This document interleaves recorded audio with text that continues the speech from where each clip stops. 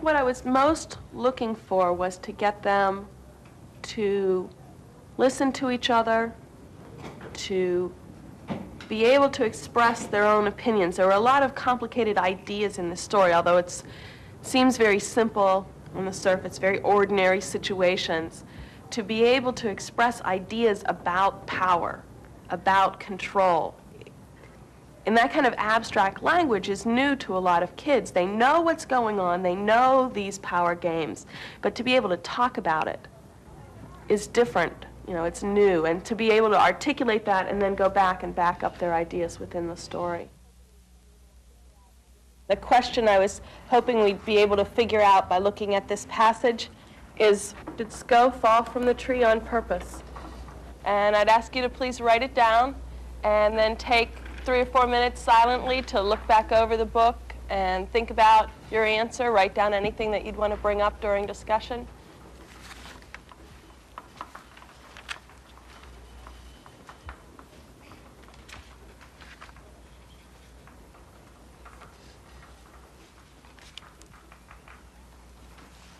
Does anybody have any ideas to start us off? Keith? Well, I think he fell on purpose. So, I think he did that because he wanted to make them feel bad for what they were doing to him. They were shutting him out of the game, and, you know, they kept, you know, teasing him about the time limit. And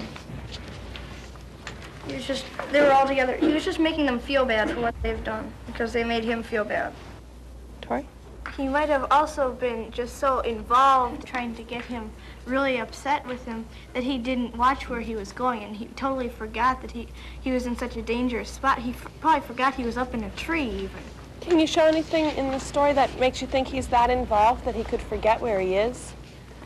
On page 75 around the top, it says, I found a wonderful seat up here, you know, and then it says, if I don't fall out. What'd you make of that? I'm not sure because, you know, he said that, I think he said that to get attention, you know, that, oh my gosh, he might fall out. Tori, would that go along with your idea, that he's caught up? You know, if he was doing it on purpose, he might say, I want you to do that as he's falling instead of screaming.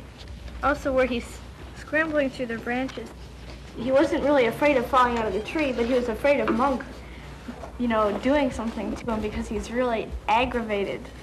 I know when I get aggravated, I really get, you know, tough. And you know, you want to rip somebody's hair out, and he's really, he might be worried that Monk is going to get him. So how could you explain that, the screaming, I want, and then breaking off? Tori thought that he said, I want, and then screamed, but he said, I want, screaming as he fell. Not I want, and then went, ah! But I want! Right, it's as he fell. Because Tori said... Well, what does that suggest if he's screaming as he fell versus screaming then? Then somebody shook him. Because I don't think he really realized it until he was in the air falling down. So you still think Monk made him fall? Yeah. You agree with that Monk made him fall? Marguerite? He thought that Monk wasn't going to shake it yet, but he did shake it too soon. I thought you said Monk just threatened to shake the branches. I've changed my mind. Well, what do you make of what it says? But he was jiggling in it. He was going, yo, heave, or whatever. But he was hanging on to, exactly, he was holding on to something, and then he let go when Monk pushed him. What would suggest that? Silvana? In 77, it says the crazy guy just let go. I meant you to do it. You had to. You can't do anything unless I want you to. That's what Sko said. Lashana, do you think you should believe Monk when he says the crazy guy just let go? Well, why would you fall out of a tree just to get attention to hurt yourself? Now I changed my mind, but before I was thinking, if he says, I want you to make me fall, then what he's doing is just making himself fall, because if he believes that he makes them do something, whatever they do. Well, what do you think? Does he believe that? That they won't do or that they will do? Okay, let's see if I can say this. He made himself fall, but he didn't do it on purpose. He aggravated them enough to make them come up, to make Monk come up and make him fall. But it was his fault that he fell. So if I asked you, who made Sko fall? He did. He made himself fall. But if I ask you, did he fall on purpose? No. it's all like all of a sudden he said, aha. He's feeling guilty for me now. Now I'm really starting to get their attention. See, wait, I think this relates to my point that he did make him do it because he aggravated him so much that he came up the tree and he made him fall out. He did kind of make him fall out. If you get what I'm saying.